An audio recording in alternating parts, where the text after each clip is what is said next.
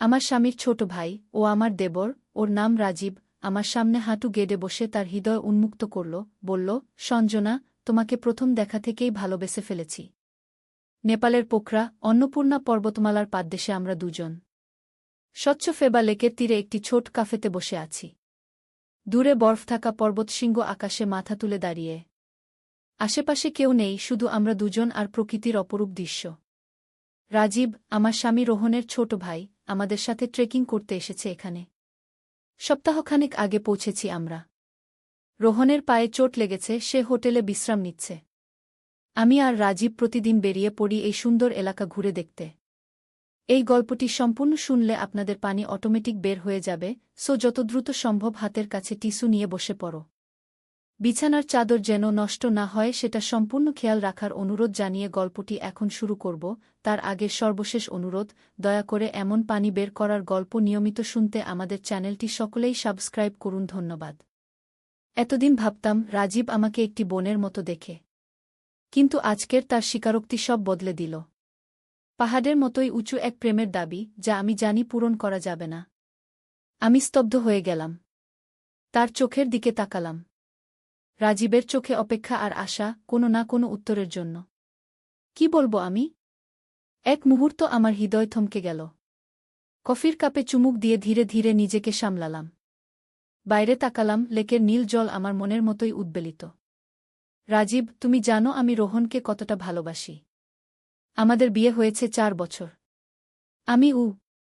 কথা শেষ করার আগেই রাজীব আমার হাত চেপে ধরল। আমি জানি সঞ্জনা, জানি। কিন্তু কি করব, নিজেকে আর ধরে রাখতে পারছিলাম না। আমি শুধু চাই তুমি জানো এতদিন ধরে আমার মনে কি ছিল গো। তার চোখে পানি। আমি বুঝতে পারছি তার ভেতরের যন্ত্রণা। আমিও কি করব বুঝে উঠতে পারছি না। রাজীব হঠাৎ করে উঠে দাঁড়াল। সঞ্জনা, এক জায়গায় নিয়ে যাব তোমাকে। একটা ছোট্ট গুহা আছে লেকের উপারে। স্থানীয় একজন গাইড বলেছিল খুব সুন্দর একটা জায়গা। সেখানে গেলে নাকি সব দুঃখ মিলিয়ে যায়। আমি দ্বিধায় পড়লাম। রোহন হোটেলে একা, আর আমি তার ভাইয়ের সাথে। কিন্তু রাজীবের মুখে এমন অনুরোধ, আর সেই মুহূর্তে নিজেরও মনের জট খোলার একটা আকাঙ্ক্ষা। আমি মাথা নেড়ে সম্মতি দিলাম। আমরা হাঁটতে শুরু করলাম ফেবা লেকের তীর ধরে। লেকের এক পাশে একটা ছোট্ট নৌকা ছিল, পর্যটকদের জন্য ভাড়া দেয়া। রাজীব নৌকাটা ভাড়া নিল। আমরা দুজন নৌকায় উঠে পড়লাম। সে নৌকা চালানো শুরু করল, আর আমি চুপ করে বসে রইলাম। সামনে বিশাল পাহাড়ের ছায়ায় নীল জল যেন ডুবে রয়েছে। কাছাকাছি এসে দেখলাম পাহাড়ের গায়ে একটা ছোট্ট ফাটল, এটাই সেই গুহার প্রবেশদ্বার। আমরা নৌকা থেকে নামলাম।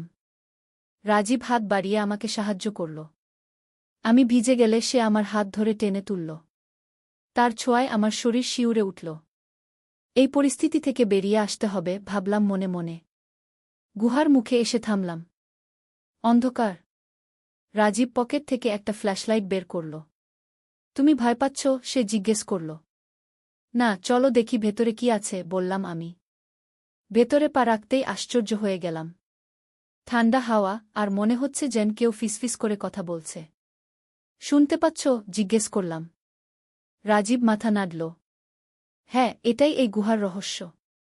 স্থানীয়রা বলে এই গুহায় আত্মারা কথা বলে। তোমার মনের কথা শুনতে পায়, উত্তর দেয়া গু। আমি এসব বিশ্বাস করি না, বললাম আমি। সঞ্জনা, এখানে এমন অনেক কিছু আছে যা বিশ্বাসের বাইরে। চলো আরও ভিতরে যাই। আমি তোমার সাথেই আছি গু। আমরা আরও ভেতরে এগোতে লাগলাম। গুহার দেয়ালে অদ্ভুত চিত্র, যেন প্রাচীন কোনো সভ্যতার ছাপ। ফ্ল্যাশলাইটের আলো ফেলে দেখছি আঁকাবাঁকা পথ, আর মাঝে মাঝে ছোট ছোট হ্রদ। হঠাৎ আমার পা পিছলে গেল। চিৎকার করে উঠলাম। রাজীব দ্রুত আমার হাত ধরল, কিন্তু আমরা দুজনেই একটা ঢালু পথে গড়িয়ে পড়তে লাগলাম। ফ্ল্যাশলাইট হাত থেকে পড়ে গেল, চারদিক অন্ধকার। সঞ্জনা, তুমি ঠিক আছো? রাজীবের উদ্বিগ্ন কণ্ঠ। হ্যাঁ, লেগেছে, কিন্তু ভয়ঙ্কর কিছু না গিয়ে আমি জবাব দিলাম। রাজীব আবার ফ্ল্যাশলাইট খুঁজে পেল। আলো ফেলতেই আমরা দেখলাম আমরা একটা বড়হোলের মতো জায়গায় এসে পড়েছি। এবং সেখানে বিস্ময়করভাবে একটা প্রাচীন মন্দিরের ধ্বংসাবশেষ। এটা কি? বিস্ময়ে আমার মুখ দিয়ে বেরিয়ে এলো। রাজীব আমার মতোই বিস্মিত। জানি না। গাইড এসব কিছু বলেনি কি? মন্দিরের ভেতরে প্রবেশ করলাম। সেখানে একটা বেদির মতো কিছু একটা, আর তার উপর একটা ছোট পাথরের বাক্স। পাথরের গায়ে খোদাই করা অদ্ভুত লেখা, কোনো প্রাচীন ভাষা। রাজীব সেই বাক্সটা হাতে তুলে নিল। খুব ভারী নয় খুলে দেখো, আমি বললাম কৌতূহলে। আমার ভয় চলে গেছে। বাক্সটা খোলার চেষ্টা করল রাজীব, কিন্তু খুলছে না। লক করা আছে মনে হয়।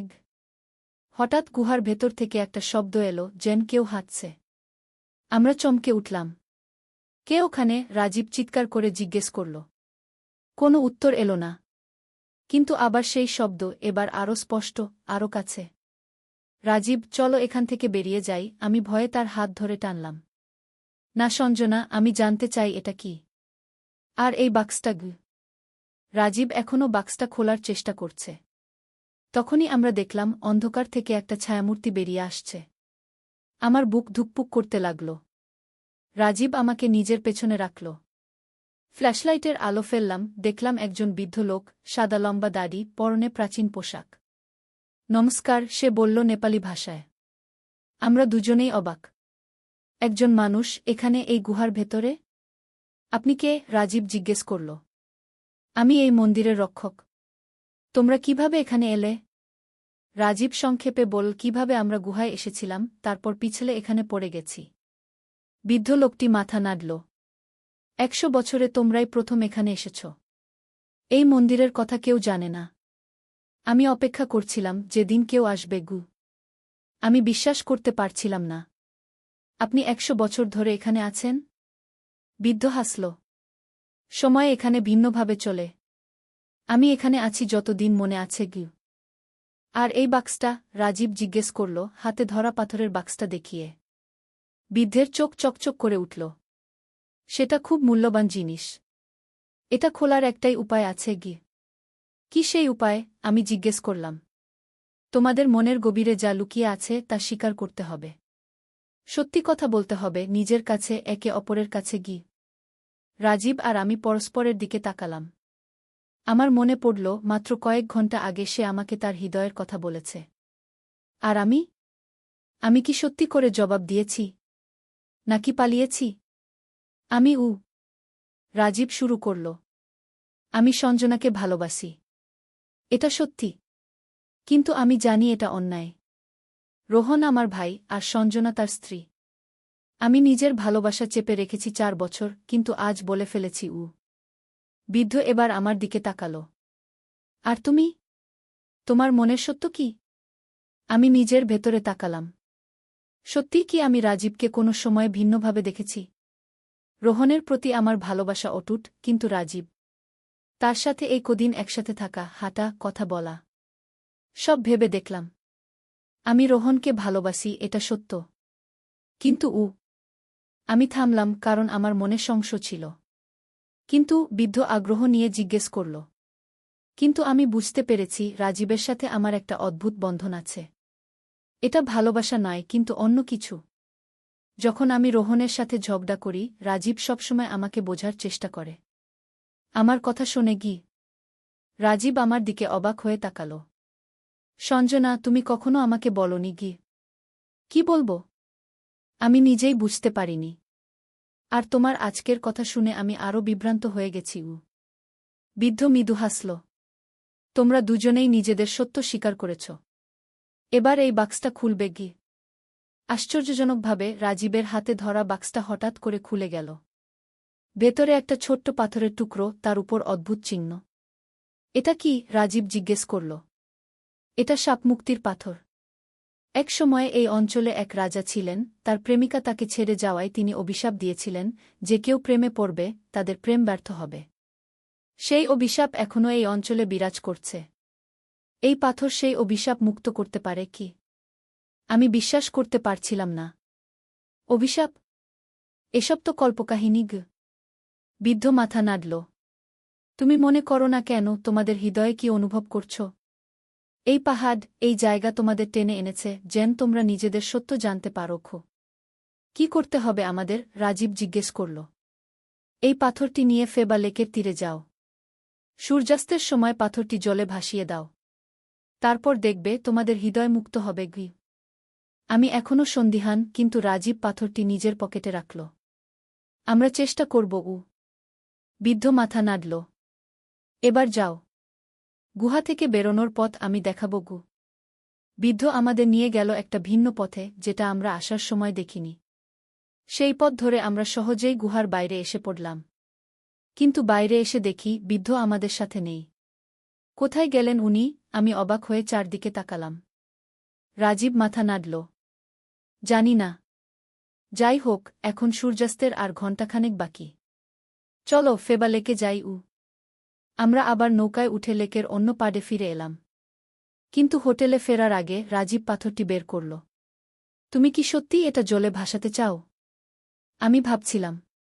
তুমি কি বিশ্বাস করো অভিশাপের কথা? না জানি, কিন্তু আজ যা ঘটেছে তা বিশ্বাস করার মতোই। রাজীব বলল। আমি জানি না অভিশাপ আছে কি না, কিন্তু আমি জানি যা ঘটেছে তা আমাদের মধ্যে স্পষ্টতা এনেছে। আমরা সত্য জেনেছি। আমি বললাম। সূর্য অস্ত যাচ্ছে। আমরা দুজন পাশাপাশি দাঁড়িয়ে। রাজীব পাথরটি হাতে নিয়ে আমার দিকে তাকাল। কি করব? পাথরটা জলে ভাসিয়ে দাও। দেখি কি হয়। আমি বললাম। রাজীব পাথরটি জলে ছুঁড়ে ফেলল। পাথরটি একবার ডুবে গেল, তারপর আবার ভেসে উঠল। আশ্চর্যের বিষয়, পাথরটি জলের উপরে ভেসে থাকল আর ধীরে ধীরে গোলাকার ঘুরতে লাগল। জল থেকে একটা অদ্ভুত আলো বেরোতে শুরু করল, যেন সব জল আলোকিত হয়ে উঠল। সেই আলো বাড়তে বাড়তে আমাদেরও গ্রাস করে ফেলল। আমি রাজীবের হাত ধরে নিলাম। একটা অদ্ভুত অনুভূতি, যেন শরীরের ভেতর কিছু একটা বদলে যাচ্ছে। কয়েক মুহূর্ত পর আলো মিলিয়ে গেল। আমি আর রাজীব দুজনেই অবাক। আমার ভেতরে কিছু একটা বদলে গেছে, যেন কোনো বোঝা নেমে গেছে। রাজীব, তুমি কি অনুভব করছো? আমি জিজ্ঞেস করলাম। আমি। রাজীব থামল। আমি এখন বুঝতে পারছি আমার তোমার প্রতি অনুভূতি কেন এত প্রবল ছিল। আসলে আমি তোমাকে ভালোবাসিনি, আমি ভালোবেসেছিলাম তোমার মধ্যে থাকা সেই বোনের মতো ভালোবাসা, যা আমার জীবনে কখনো ছিল না। আমাদের মা চলে যাওয়ার পর আমার জীবনে কোনো নারীর স্নেহ ছিল না। আমি অবাক হয়ে তার কথা শুনছিলাম। আমিও অনুভব করছি রাজীবের প্রতি আমার আকর্ষণ ছিল না প্রেম, বরং সেই সাহচর্য যা আমার নিজের ভাইয়ের সাথে ছিল, যাকে আমি হারিয়েছিলাম অনেক বছর আগে। রাজীব, আমিও একই অনুভব করছি। আমরা দুজনেই ভুল বুঝেছিলাম। রাজীব হাসল। সেই বৃদ্ধ ঠিকই বলেছিলেন। আমরা অভিশাপ থেকে মুক্ত হয়েছি। আমরা দুজনেই মুক্ত মনে হাসলাম, আর সেই পবিত্র মুহূর্তে আমরা এক নতুন সম্পর্কের জন্ম দিলাম, একটা সত্যিকারের ভাইবোনের সম্পর্ক। চলো রোহনের কাছে যাই। আমার মনে হচ্ছে তার সাথে আমাদের সম্পর্কে কিছু নতুন আবিষ্কার করতে পারব। আমি বললাম। আমরা হোটেলে ফিরে এলাম। রোহন বিছানায় শুয়েছিল, টিভিতে কিছু একটা দেখছিল। আমাদের দেখে উঠে বসল। কোথায় ছিলে তোমরা এতক্ষণ? আমি চিন্তা করছিলাম কি, রোহন জিজ্ঞেস করল। রাজীব আর আমি পরস্পরের দিকে তাকালাম। কি করে বলবো সব কথা?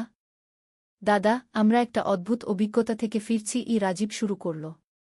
আমরা দুজনে মিলে রোহনকে সব বললাম, গুহা, বৃদ্ধ পাথর, সবকিছু। কিন্তু রাজীবের আমার প্রতি ভালোবাসার অংশটা আমরা অন্যভাবে বললাম। বললাম আমাদের মধ্যে একটা মিথ্যা আকর্ষণ তৈরি হয়েছিল সেই অভিশাপের কারণে, যা এখন চলে গেছে। রোহন হাসল। তোমরা দুজন রূপকথা বানিয়ে আমাকে বিশ্বাস করাতে চাইছ? না রোহন, এটা সত্যি কি? আমি জোর দিয়ে বললাম। রোহন সন্দেহভরে মাথা নাড়ল। আচ্ছা, আমি ভাবছিলাম আমাদের ট্রেকিং প্ল্যান একটু বদলালে কেমন হয়। আমার পা এখন ভালো আছে, কাল থেকে আমিও তোমাদের সাথে যাব। কিন্তু আমি মনে করি আমাদের অন্নপূর্ণা বেস ক্যাম্প ট্রেকটা বাতিল করে অন্য জায়গায় যাওয়া উচিত। কোথায়? রাজীব জিজ্ঞেস করল। মুস্তাং, আরও উত্তরে। আমি শুনেছি সেখানে আরও অদ্ভুত জায়গা আছে। আমরা দুজনেই সম্মত হলাম। কিন্তু আমার মনে একটা অজানা আশঙ্কা ছিল। পরের দিন সকালে আমরা একটা জিপ ভাড়া করে মুস্তাং যাওয়ার জন্য রওনা হলাম। রাস্তা ছিল দুর্গম, পাহাড়ি, আঁকাবাঁকা। কয়েক ঘন্টা ড্রাইভ করার পর আমরা পৌঁছালাম জোমসম শহরে, মুস্তাং জেলার গেটওয়ে। সেখান থেকে আমরা আরও উত্তরে যাব, কাকবেনি গ্রামে। জোমসমে একটা সুন্দর হোটেলে উঠলাম। রুম আলাদা আলাদা নিলাম 3 জন। রাতে ডিনারের সময় হোটেলের ম্যানেজার বললেন, আপনারা কাকবেনি যাবেন? সেখানে একটা বিখ্যাত মন্দির আছে, মুক্তিনাথ মন্দির। আপনাদের দেখতে হবে। অবশ্যই দেখব। রোহন বলল। সেই রাতে আমি একটা অদ্ভুত স্বপ্ন দেখলাম। স্বপ্নে দেখলাম সেই বৃদ্ধ আমাকে বলছেন, তোমরা অভিশাপ থেকে মুক্ত হয়েছ, কিন্তু এর মূল্য চুকাতে হবে। মুক্তিনাথ মন্দিরে যাও, সেখানে তোমাদের পথ দেখানো হবে। পরদিন সকালে আমি রোহন আর রাজীবকে স্বপ্নের কথা বললাম।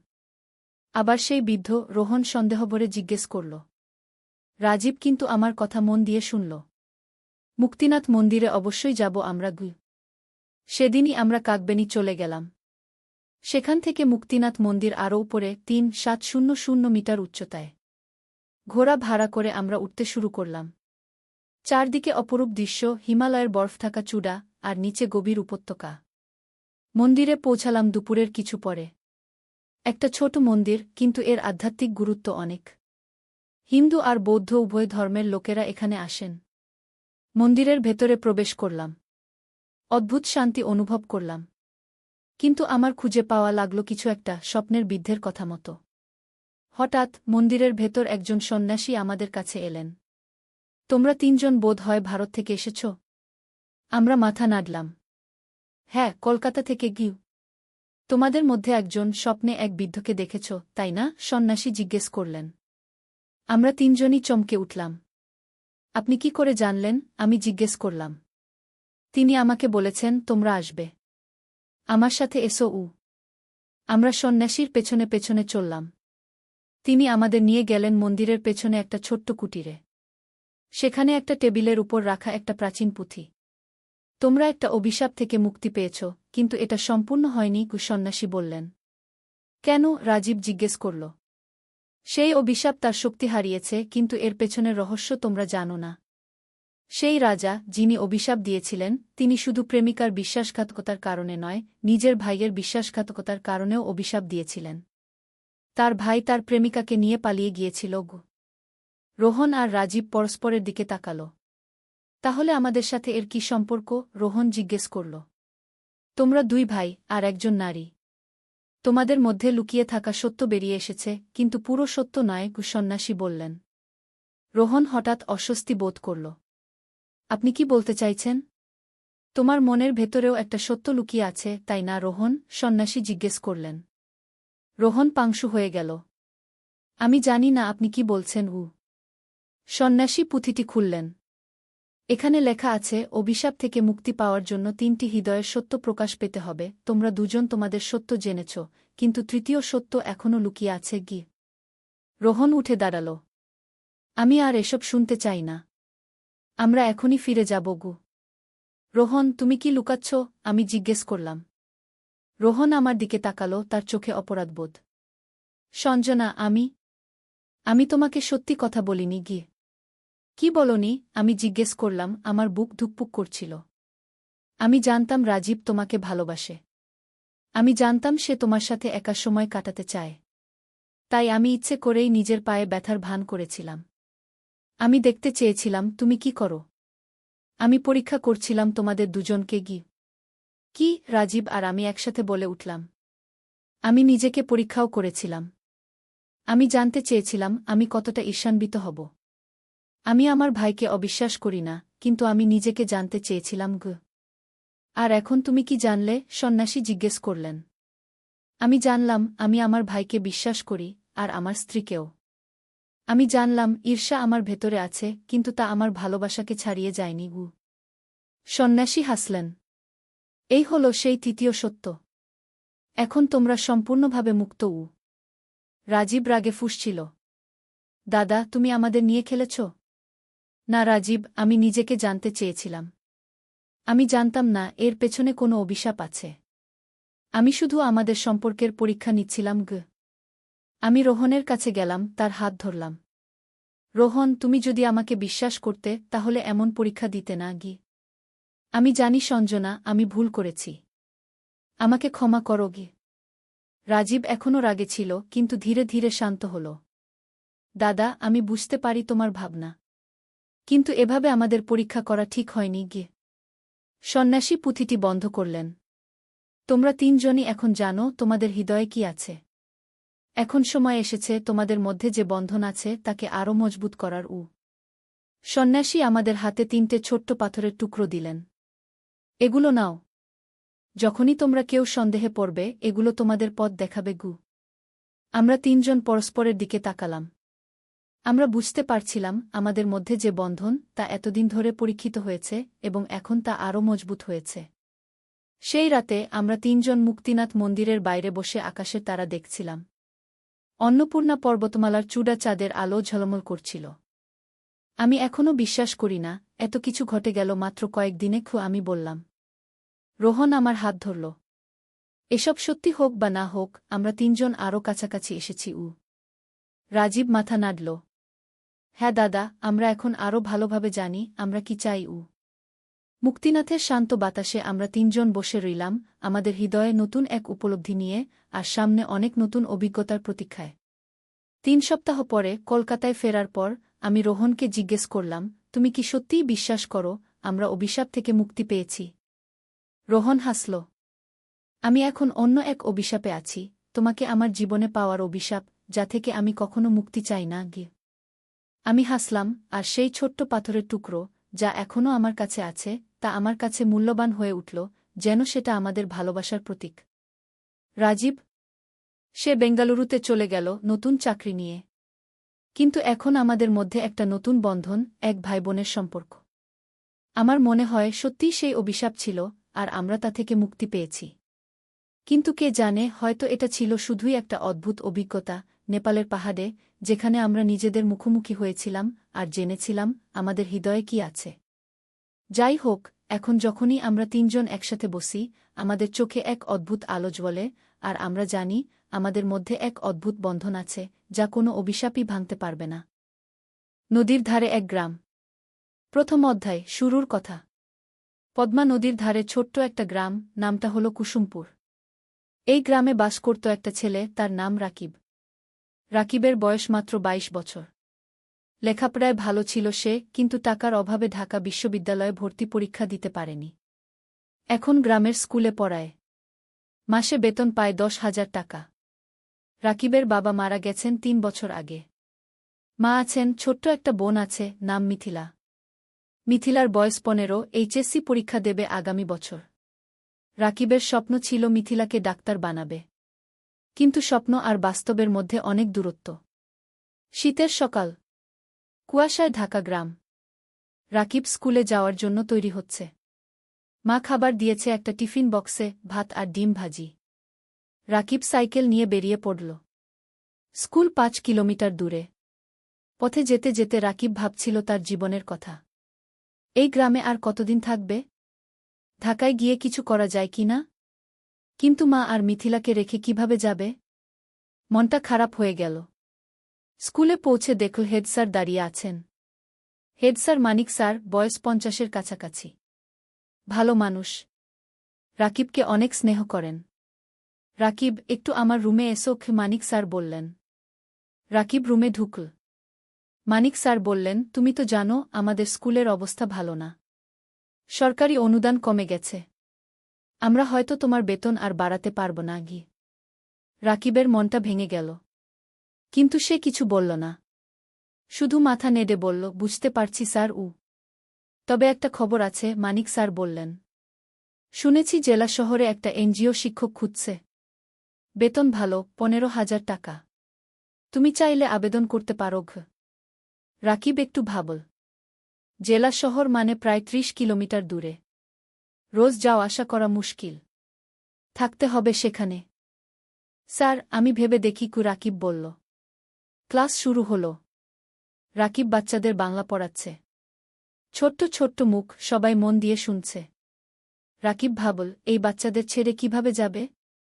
স্কুল ছুটির পর রাকিব বাড়ি ফিরল। মা রান্না করছে।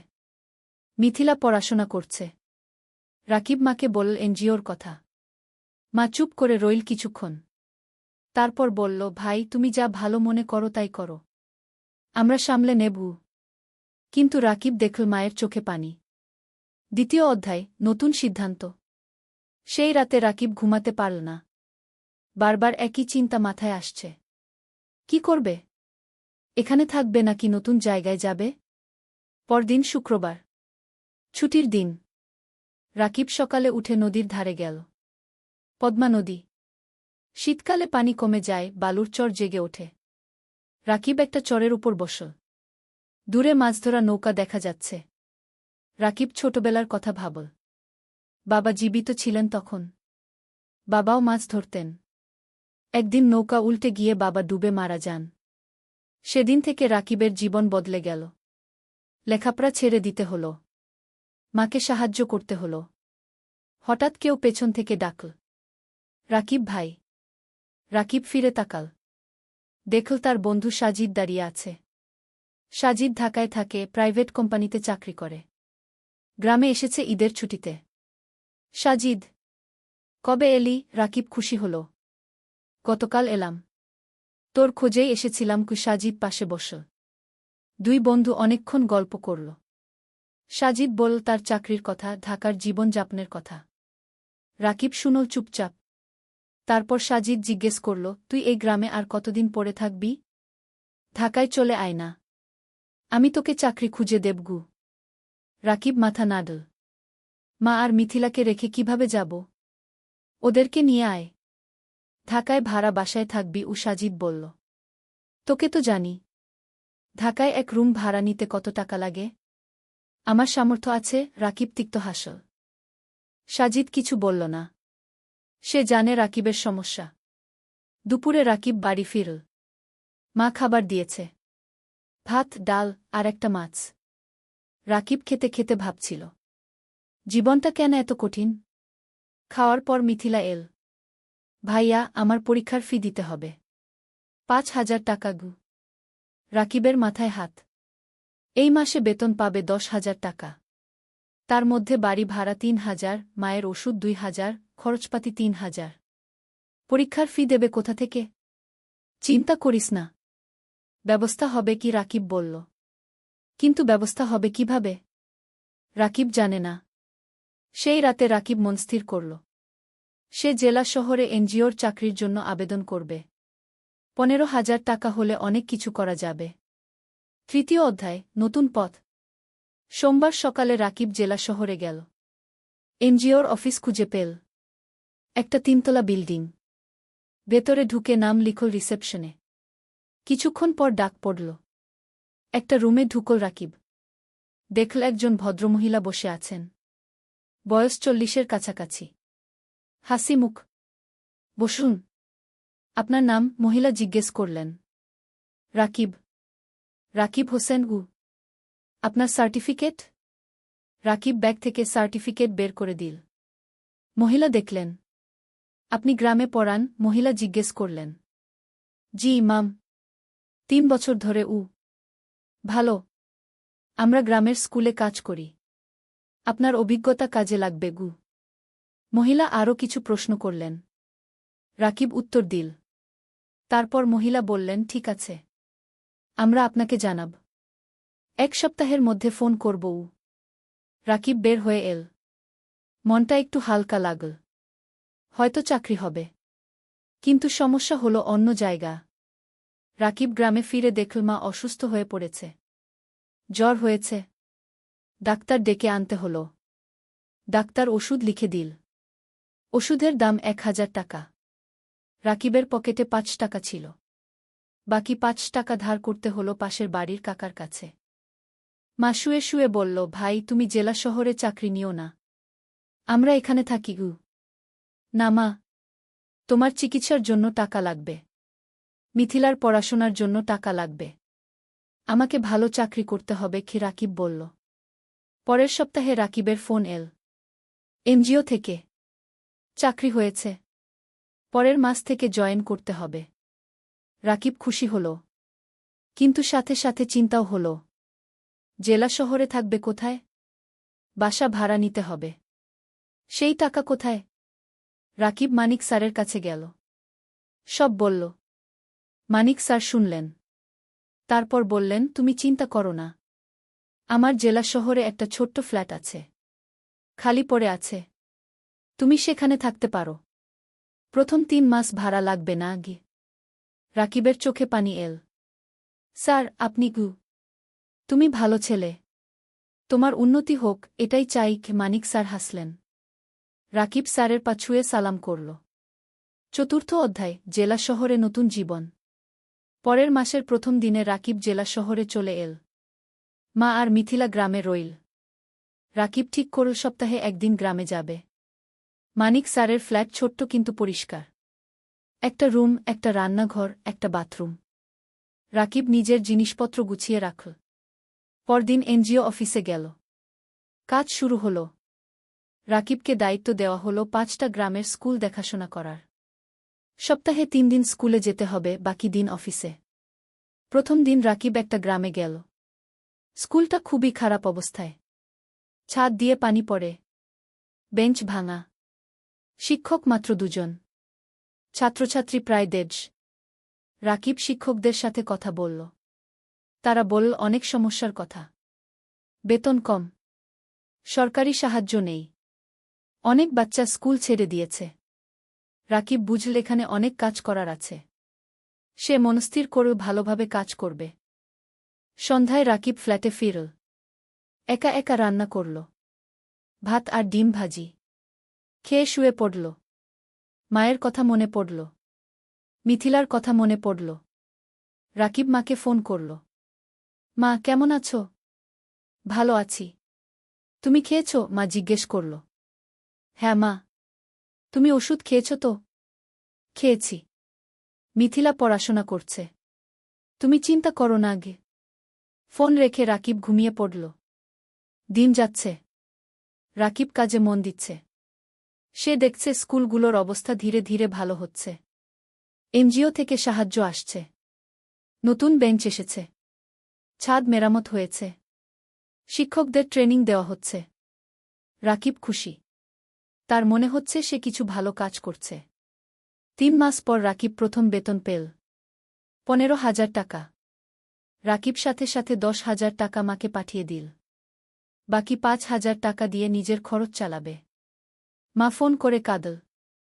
ভাই, তুমি এত টাকা পাঠালে তোমার কি হবে? মা, তুমি চিন্তা করো না। আমার হয়ে যাবে। তুমি ভালো থাকো গো। রাকিবের মনে হল জীবনে প্রথমবার সে কিছু করতে পারছে। পঞ্চম অধ্যায়, নতুন বন্ধুত্ব।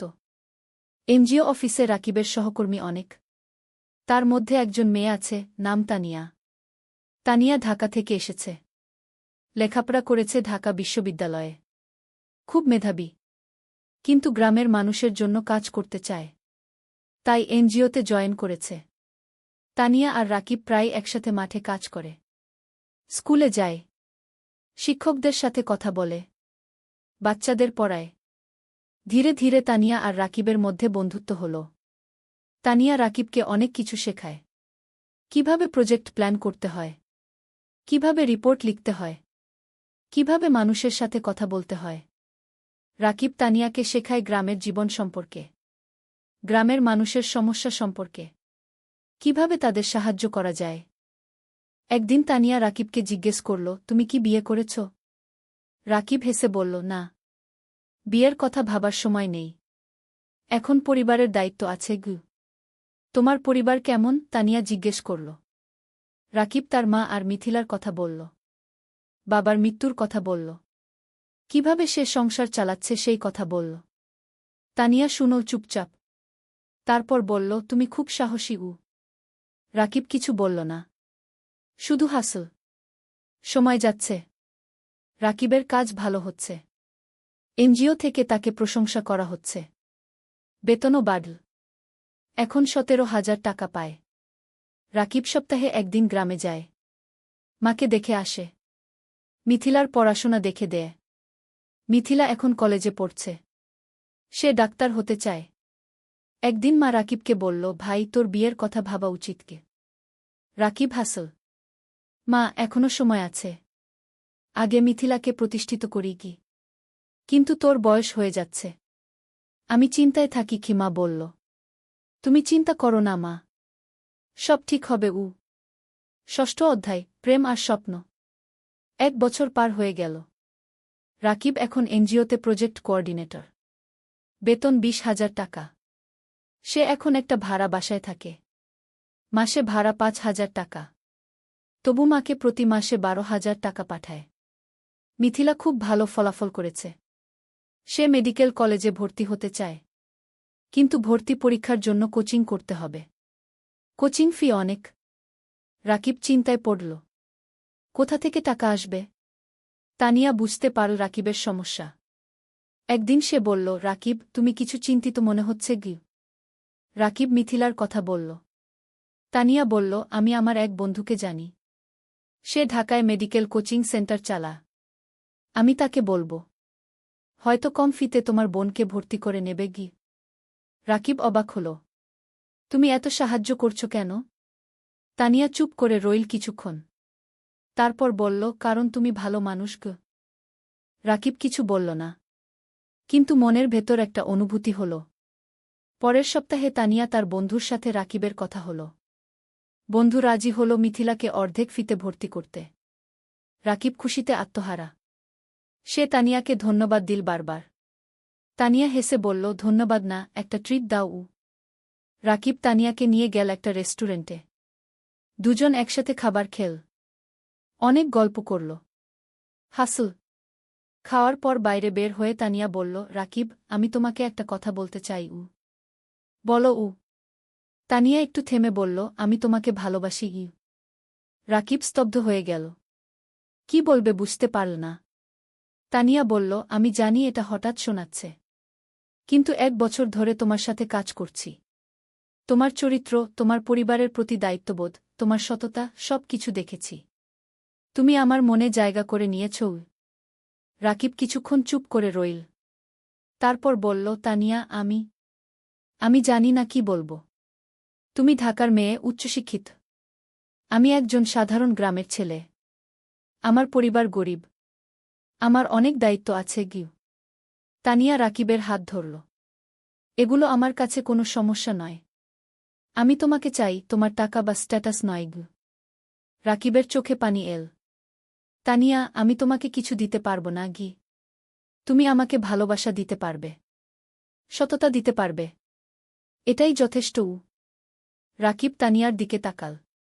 তারপর বলল, আমিও তোমাকে ভালোবাসি। কিন্তু ভয় পাচ্ছি। কিসের ভয়? তানিয়া জিজ্ঞেস করল।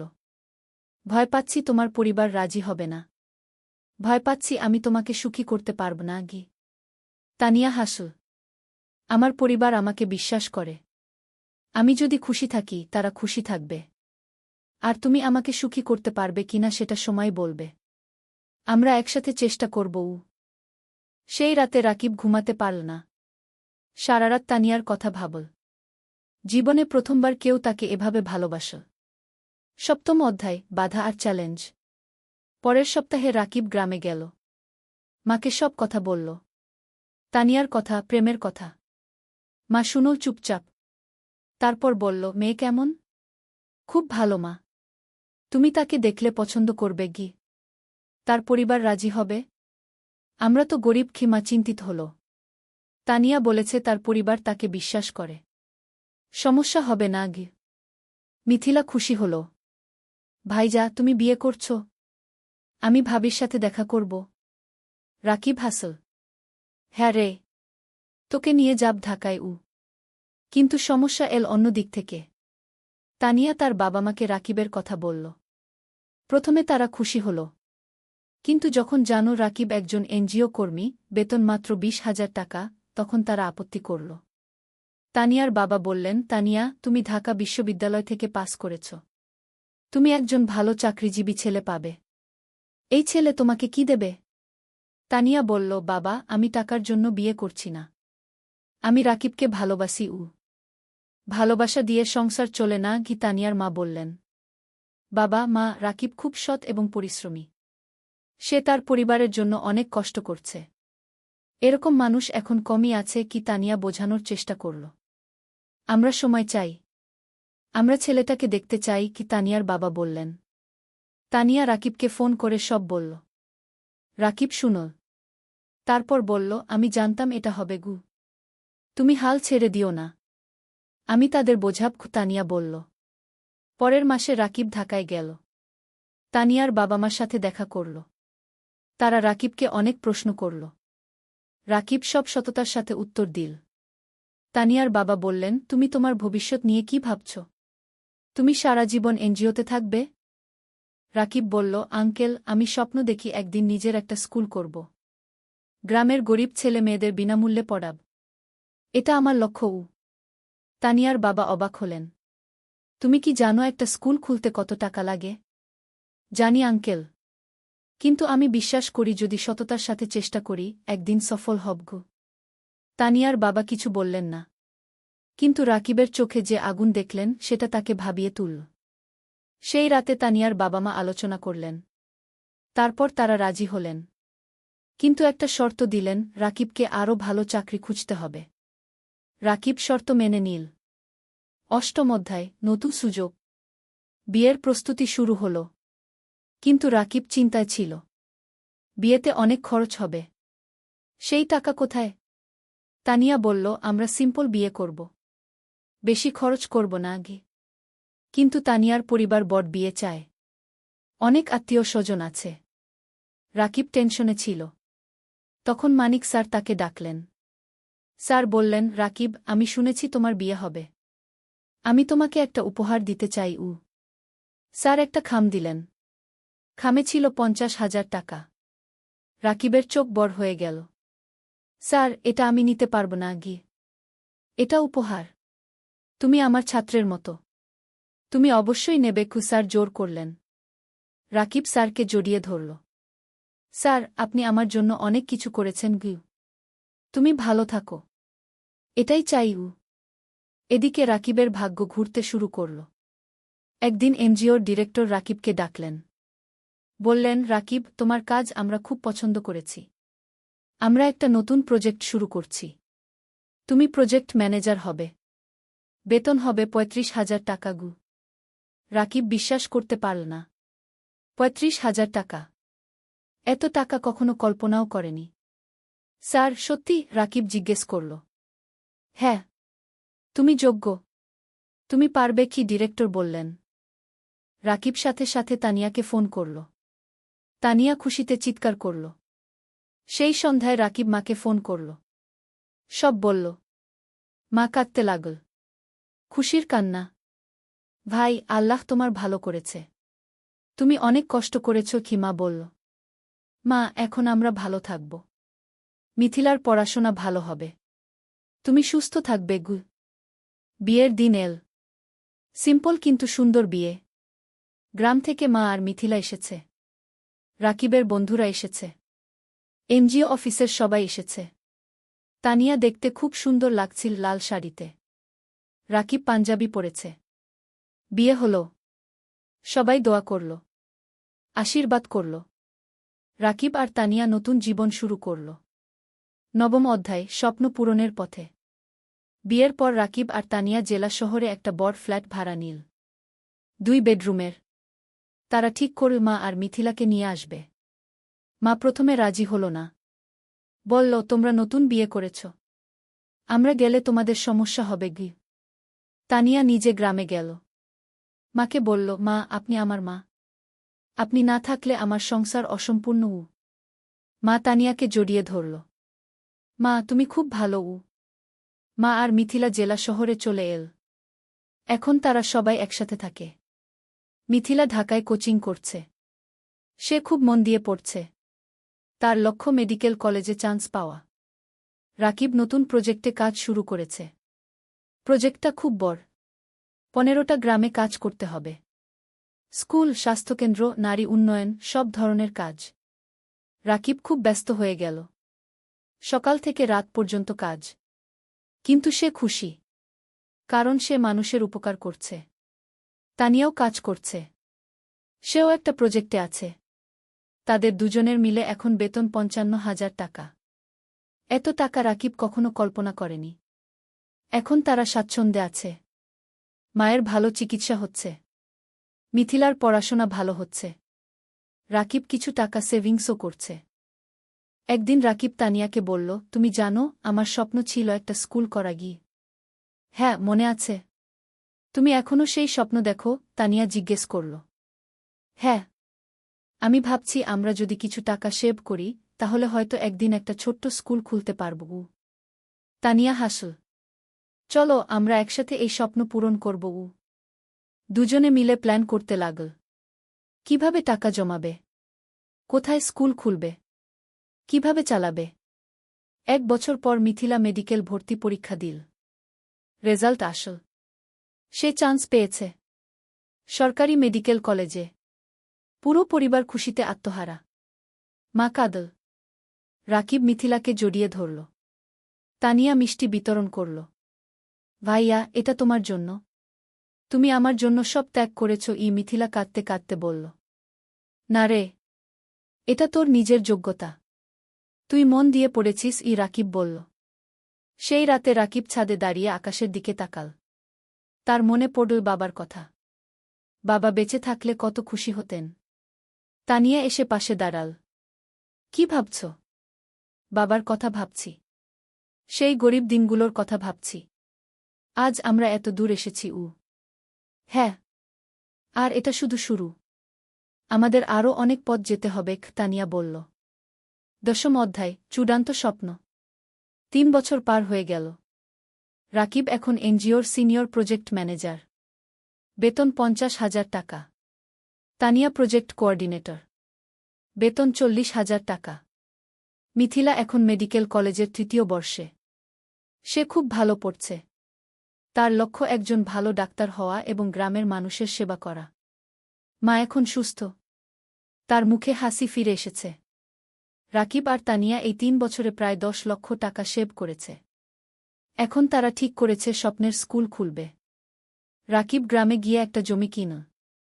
2 বিঘা জমি। সেখানে স্কুল করবে। তারা ব্যাংক থেকে লোন নিল। আরও 5 লক্ষ টাকা। মোট 15 লক্ষ টাকা দিয়ে স্কুল তৈরি করা শুরু হল।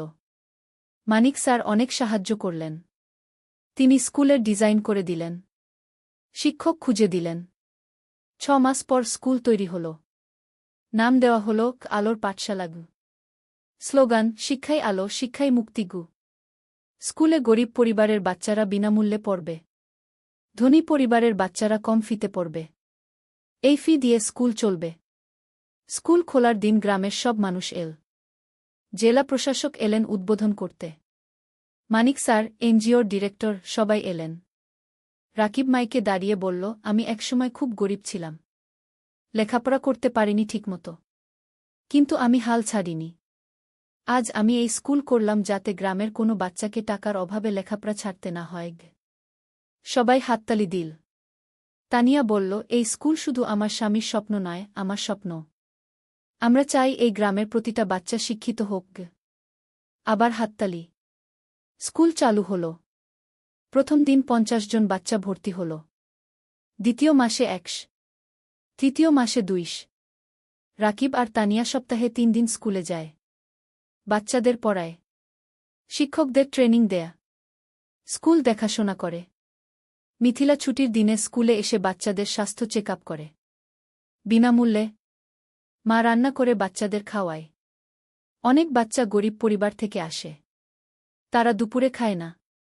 মা তাদের খাওয়ায়। 2 বছর পর স্কুলে 5 বাচ্চা পড়ছে। 10 জন শিক্ষক আছে। স্কুল ভালোভাবে চলছে। জেলার মধ্যে কি আলোর পাঠশালা কি একটা আদর্শ স্কুল হিসেবে পরিচিতি পেয়েছে। 11 অধ্যায়, জীবনের পূর্ণতা। 5 বছর পর। রাকিবের বয়স এখন 33। তানিয়ার বয়স 31। তাদের একটা মেয়ে হয়েছে। নাম রাখা হয়েছে অনন্যা। অনন্যার বয়স 2 বছর। মিথিলা এখন ডাক্তার। সে একটা সরকারি হাসপাতালে কাজ করছে। সে গ্রামের মানুষের বিনামূল্যে সেবা দেয়া। মা সুস্থ এবং খুশি। তার নাতনি অনন্যাকে নিয়ে সময় কাটায়। আলোর পাঠশালা কি এখন জেলার সেরা স্কুলগুলোর একটা। এখানে 1000 বাচ্চা পড়ছে। 20 জন শিক্ষক আছে। স্কুলের রেজাল্ট খুব ভালো। রাকিব আর তানিয়া এখন আর এনজিওতে কাজ করে না। তারা পুরোপুরি স্কুলেই সময় দেয়া। তারা আরও 2টো স্কুল খোলার পরিকল্পনা করছে। একদিন রাকিব স্কুলের ছাদে দাঁড়িয়ে আছে। তানিয়া এসে পাশে দাঁড়াল। হাতে চায়ের কাপ। কি ভাবছ? তানিয়া জিজ্ঞেস করল। ভাবছি আমাদের যাত্রার কথা। 8 বছর আগে আমি একজন গরিব স্কুল শিক্ষক ছিলাম। আজ আমার নিজের স্কুল আছে। 1000 বাচ্চা পড়ছে। হ্যাঁ, আমরা অনেক দূর এসেছি। কিন্তু আরও অনেক পথ বাকি। তানিয়া বলল। জানো, কখনো কখনো মনে হয় স্বপ্ন দেখা ভালো। স্বপ্ন মানুষকে বাঁচিয়ে রাখে। আমি স্বপ্ন দেখেছিলাম বলে আজ এখানে এসেছি। তানিয়া রাকিবের হাত ধরল। আর আমি তোমাকে বিশ্বাস করেছিলাম বলে তোমার স্বপ্ন আমার স্বপ্ন হয়ে গেল। দুজন চুপচাপ দাঁড়িয়ে রইল। নিচে বাচ্চারা খেলছে। তাদের হাসির শব্দ শোনা যাচ্ছে। রাকিব বলল, জানো তানিয়া, আমার এখন মনে হয় জীবনের সবচেয়ে বড় সফলতা হলো মানুষের মুখে হাসি ফোটানো। টাকা, প্রতিষ্ঠা, সব তুচ্ছ যখন দেখি একটা গরিব বাচ্চা আমাদের স্কুলে পড়ে ভালো রেজাল্ট করছে। তানিয়া মাথা নাড়ল। একদম ঠিক। তুমি জানো, গত সপ্তাহে সেই রহিম নামের ছেলেটা এসেছিল, যে 3 বছর আগে আমাদের স্কুলে ভর্তি হয়েছিল? হ্যাঁ, মনে আছে। তার বাবা রিকশা চালায়। সে ক্লাসে ফার্স্ট হয়েছে। তার বাবা এসে আমার পা ছুঁয়ে কাঁদছিল। বলছিল, আপনারা না থাকলে আমার ছেলে লেখাপড়া শিখতে পারত না। রাকিবের চোখ ভিজে গেল। এই মুহূর্তগুলোর জন্যই আমরা কাজ করি। হঠাৎ অননা দৌড়ে এল। বাবা, বাবা, দেখো আমি কি এঁকেছি। রাকিব মেয়েকে কোলে তুলে নিল। অনন্যা একটা ছবি দেখাল। একটা স্কুল, সামনে অনেক বাচ্চা। এটা কি? রাকিব জিজ্ঞেস করল। এটা আমাদের স্কুল। দাদু বলেছে তুমি এই স্কুল বানিয়েছ। অনন্যা বলল। রাকিব মেয়ের কপালে চুমু খেল। হ্যাঁ রে, একদিন তুইও বড় হয়ে ভালো কিছু করবি। আমি ডাক্তার হব, মাসির মতো। তারপর গরিব মানুষদের দেখব। অনন্যা বলল। তানিয়া হাসল। দেখছ, আমাদের পরবর্তী প্রজন্ম স্বপ্ন দেখছে। দ্বাদশ অধ্যায়, নতুন চ্যালেঞ্জ। কিন্তু জীবন কখনো সোজা পথে চলে না। একদিন রাকিব খবর পেল স্কুলের জমি নিয়ে সমস্যা হয়েছে। একজন স্থানীয় রাজনীতিবিদ দাবি করছে জমিটা তার। রাকিব চিন্তায় পড়ে গেল। সে আইনজীবীর সাথে দেখা করল। আইনজীবী বলল, কাগজপত্র দেখাও। রাকিব সব কাগজ দেখাল। আইনজীবী দেখে বলল, তোমার কাগজ ঠিক আছে, কিন্তু ওই লোক ক্ষমতাবান। সে ঝামেলা করবে। তাহলে কি করব? রাকিব জিজ্ঞেস করল। কোর্টে কেস করতে হবে। সময় লাগবে, টাকাও লাগবে। রাকিব বাড়ি ফিরে তানিয়াকে সব বলল। তানিয়া শুনল। তারপর বলল, আমরা লড়ব। আমরা সত্যের পক্ষে আছি। কেস শুরু হল। প্রতি সপ্তাহে কোর্টে যেতে হচ্ছে। আইনজীবীর ফি দিতে হচ্ছে। টাকা খরচ হচ্ছে অনেক। কিন্তু রাকিব হাল ছাড়ল না। সে জানে সে ন্যায়ের পক্ষে। এই সময় গ্রামের মানুষ রাকিবের পাশে দাঁড়াল। তারা একটা কমিটি করল। সবাই মিলে টাকা তুল রাকিবকে সাহায্য করার জন্য। একদিন গ্রামের চেয়ারম্যান রাকিবের কাছে এসে বলল, রাকিব, তুমি আমাদের গ্রামের গর্ব। তুমি আমাদের বাচ্চাদের শিক্ষিত করছ। আমরা তোমাকে একা ছাড়ব না। রাকিব কান্নায় ভেঙে পড়ল। আপনারা আমার পরিবার। মানিক স্যারও সাহায্য করলেন। তিনি জেলা প্রশাসকের সাথে কথা বলল। প্রশাসক বিষয়টা দেখলেন। 6 মাস পর কোর্ট রায় দিল রাকিবের পক্ষে। জমি রাকিবেরই। সেই দিন স্কুলে উৎসব হল। সবাই খুশি। বাচ্চারা নাচল, গাইল। রাকিব মাইকে বলল, আজ আমরা জিতেছি। কিন্তু এটা শুধু আমার জয় নয়, এটা আমাদের সবার জয়। সত্যের জয়। ত্রয়োদশ অধ্যায়, সম্প্রসারণ। কেস জেতার পর রাকিবের আত্মবিশ্বাস বেড়ে গেল। সে ঠিক করল আরও একটা স্কুল খুলবে, পাশের জেলায়। তানিয়া রাজি হল। তারা আবার সেভিংস শুরু করল। এই সময় একটা বড় সুখবর এল। একটা আন্তর্জাতিক এনজিও তাদের স্কুলের কথা শুনেছে। তারা সাহায্য করতে চায়। এনজিওর একজন প্রতিনিধি এল আলোর পাঠশালাকু দেখতে। সে সব দেখল। শিক্ষকদের সাথে কথা বলল, বাচ্চাদের সাথে কথা বলল। তারপর সে রাকিবকে বলল, আমরা আপনার কাজে মুগ্ধ। আমরা আপনাকে 10 লক্ষ টাকা গ্রান্ট দিতে চাই নতুন স্কুলের জন্য। রাকিব বিশ্বাস করতে পারল না। 10 লক্ষ টাকা? সত্যি? রাকিব জিজ্ঞেস করল। হ্যাঁ। আপনি একটা প্রস্তাব লিখে পাঠান, আমরা অনুমোদন করব। রাকিব আর তানিয়া রাত দিন পরিশ্রম করে প্রস্তাব লিখল, পাঠিয়ে দিল। 1 মাস পর অনুমোদন এল। 10 লক্ষ টাকা। রাকিব পাশের জেলায় জমি কিনা। নতুন স্কুল তৈরি শুরু হল। এবার আরও বড় স্কুল। আরও ভালো সুবিধা। মিথিলা বলল, ভাইজা, নতুন স্কুলে একটা হেলথ ক্লিনিক বানাও। আমি সপ্তাহে একদিন এসে বাচ্চাদের দেখবগু। চমৎকার আইডিয়া, রাকিব বলল। নতুন স্কুলে একটা হেলথ ক্লিনিকও তৈরি হল। মিথিলা আর তার দুজন সহকর্মী ডাক্তার সেখানে বিনামূল্যে সেবা দেয়া। নতুন স্কুলের নাম দেওয়া হল আলোর পাঠশালা, দুগ। এখানেও গরিব বাচ্চারা বিনামূল্যে পড়ে। 1 বছরে দ্বিতীয় স্কুলেও 5 বাচ্চা ভর্তি হল। রাকিবের স্বপ্ন আরও বড় হল। সে ভাবল জেলার প্রতিটা গ্রামে একটা করে স্কুল করবে। চতুর্দশ অধ্যায়, পুরস্কার। 3 বছর পর। রাকিব এখন 40 বছরের। তার 5টা আলোর পাঠশালাগু আছে। 5টা জেলায়। প্রায় 3000 বাচ্চা পড়ছে। 2 শিক্ষক কাজ করছে। একদিন রাকিব একটা ফোন পেল। ঢাকা থেকে। শিক্ষা মন্ত্রণালয় থেকে। আপনি রাকিব হোসেন? ফোনে একজন জিজ্ঞেস করল। জিউ।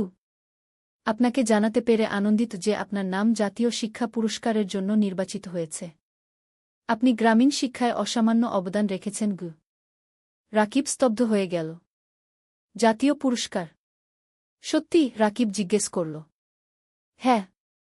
আগামী মাসে ঢাকায় অনুষ্ঠান হবে। মাননীয় প্রধানমন্ত্রী পুরস্কার দেবেন গু। রাকিব ফোন রেখে তানিয়াকে জড়িয়ে ধরল। তান, আমরা জাতীয় পুরস্কার পেয়েছি। তানিয়া কাঁদতে লাগল। খুশির কান্না। তুমি পেরেছ। তুমি সত্যিই পেরেছ। মা খবর শুনে কাঁদল। ভাই, তোর বাবা বেঁচে থাকলে কত খুশি হতো উ। মিথিলা বলল, ভাইজা, তুমি আমার হিরো গো। অনন্যা, এখন 7 বছর, বলল, বাবা, তুমি সবচেয়ে ভালো বাবা। পুরস্কারের দিন। ঢাকা। বঙ্গভবন। রাকিব স্যুট পরেছে। তানিয়া শাড়ি পরেছে। মা, মিথিলা, অনন্যা সবাই গেছে। মানিক স্যারও গেছে। তিনি রাকিবকে বললেন, আমি গর্বিত তোমার শিক্ষক ছিলাম গো। অনুষ্ঠানে অনেক মানুষ। রাকিবের নাম ডাকা হল।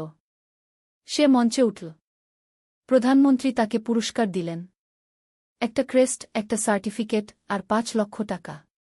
রাকিব মাইকে দাঁড়িয়ে বলল, আমি একজন সাধারণ গ্রামের ছেলে। আমার বাবা রিকশা চালাতেন। আমি গরিব পরিবার থেকে এসেছি। কিন্তু আমি স্বপ্ন দেখতে ছাড়িনি। আজ আমি এখানে দাঁড়িয়ে বলতে পারি, যে কেউ পারে যদি সে চেষ্টা করে গি।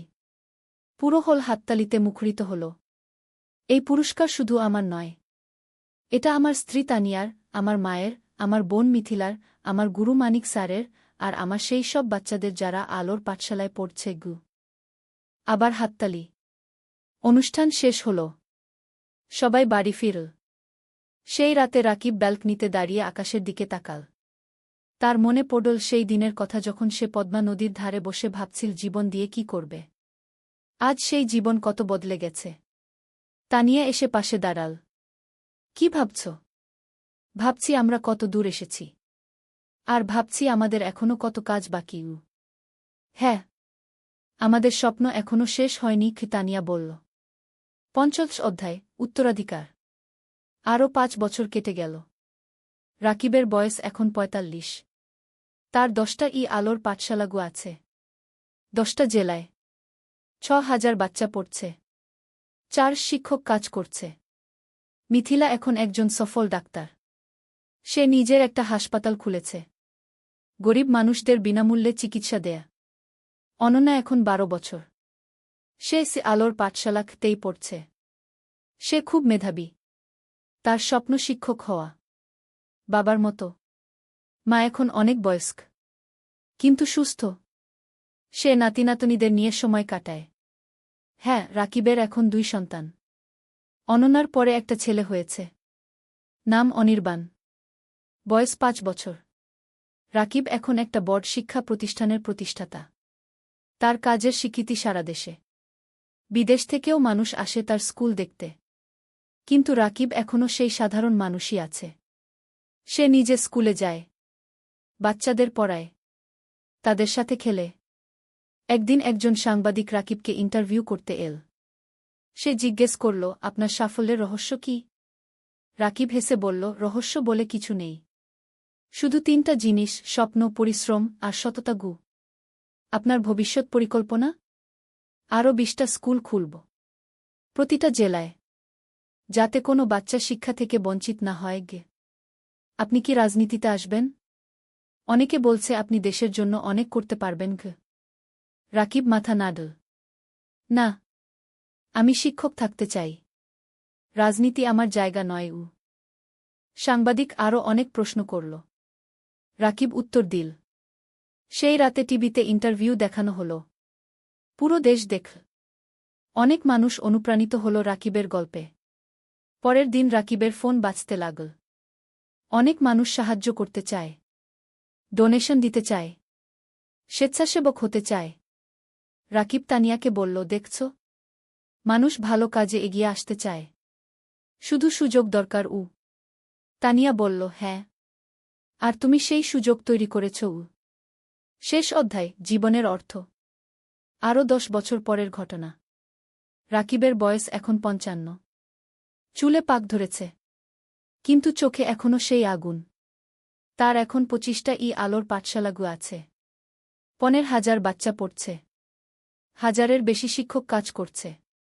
মা আর বেঁচে নেই, 3 বছর আগে মারা গেছেন। শান্তিতে। তার শেষ ইচ্ছা ছিল রাকিব যেন তার কাজ চালিয়ে যায়। রাকিব সেই ওয়াদা রেখেছে। মিথিলা এখন একজন প্রতিষ্ঠিত ডাক্তার। তার হাসপাতাল জেলার সেরা হাসপাতাল। সে বিয়ে করেছে একজন ইঞ্জিনিয়রকে। তাদের 2 সন্তান। অনন্যা এখন 22 বছর। সে শিক্ষক হয়েছে, আলোর পাঠশালাতেই পড়ায়। সে বাবার উত্তরসূরি। অনির্বাণ এখন 15 বছর। সে মেডিকেলে পড়তে চায়, মাসির মতো ডাক্তার হতে চায়। রাকিব এখন অনেক কম সময় অফিসে থাকে। বেশিরভাগ সময় বাচ্চাদের সাথে থাকে, গল্প বলে, গান শেখায়, জীবনের পাঠ দেয়। একদিন একটা বাচ্চা রাকিবকে জিজ্ঞেস করল, স্যার, আপনি এত কিছু করলেন কেন? আপনি তো ব্যবসা করে ধনী হতে পারতেন। রাকিব হাসল। বাবা, টাকা দিয়ে সব কিছু কেনা যায় না। আমি যখন দেখি তুমি ভালো রেজাল্ট করেছ, তখন যে আনন্দ পাই সেটা কোনো টাকায় কেনা যায় না। তাহলে জীবনের অর্থ কি স্যার? বাচ্চাটা জিজ্ঞেস করল। রাকিব একটু ভাবল। তারপর বলল, জীবনের অর্থ হল অন্যের জীবনে আলো জ্বালানো। যদি তুমি একজন মানুষকেও সাহায্য করতে পারো, তাহলে তোমার জীবন সার্থক। বাচ্চাটা মাথা নাড়ল। আমিও আপনার মতো হতে চাই স্যার। রাকিব বাচ্চাটার মাথায় হাত বুলিয়ে দিল। তুমি আমার চেয়ে আরও ভালো হবে। সেই সন্ধ্যায় রাকিব আর তানিয়া তাদের বাড়ির ছাদে বসে আছে। সূর্য অস্ত যাচ্ছে, আকাশ লালকুমলা রঙে রাঙানো। তানিয়া বলল, তুমি জানো, যখন প্রথম তোমাকে দেখেছিলাম তখন জানতাম না তুমি এত দূর যাবে। রাকিব হাসল। আমিও জানতাম না, কিন্তু তোমাকে পেয়েছিলাম বলে সম্ভব হয়েছে। না, তুমি পেরেছ তোমার ইচ্ছাশক্তি আর কঠোর পরিশ্রমের কারণে। আমি শুধু সাথে ছিলাম। তুমি শুধু সাথে ছিলে না, তুমি আমার শক্তি ছিলে, আমার অনুপ্রেরণা ছিলে। দুজন চুপচাপ বসে রইল। নিচে কি আলোর পাঠশালাগু দেখা যাচ্ছে, বাচ্চারা খেলছে। রাকিব বলল, জানো তানিয়া, আমি এখন শান্তিতে আছি। আমার মনে হয় আমি আমার জীবন দিয়ে কিছু অর্থবহ করতে পেরেছি। তুমি পেরেছ। তুমি হাজারো জীবন বদলে দিয়েছ। তানিয়া বলল। হঠাৎ অনন্যা এল। বাবা, মা, খাবার তৈরি। রাকিব উঠে দাঁড়াল। চলো। 3 জন একসাথে নিচে নামল। পরিবার একসাথে বসে খাবার খেল, হাসল, গল্প করল। রাতে শোয়ার আগে রাকিব জানালার পাশে দাঁড়িয়ে বাইরে তাকাল। দূরে তারা জ্বলছে। রাকিব মনে মনে ভাবল, জীবন একটা যাত্রা, কখনো কঠিন, কখনো সহজ। কিন্তু যদি তুমি স্বপ্ন দেখো, যদি তুমি পরিশ্রম করো, যদি তুমি সৎ থাকো, তাহলে তুমি অবশ্যই সফল হবে। আর সবচেয়ে বড় সফলতা হল যখন তুমি অন্যের জীবনে আলো জ্বালাতে পারো। রাকিব হাসল। তারপর বিছানায় শুয়ে পড়ল। গভীর ঘুমে তলিয়ে গেল। শান্তির ঘুম, পরিতৃপ্তির ঘুম। কারণ সে জানে তার জীবন সার্থক হয়েছে, তার স্বপ্ন পূরণ হয়েছে। আর এটাই জীবনের সবচেয়ে বড় পাওয়া।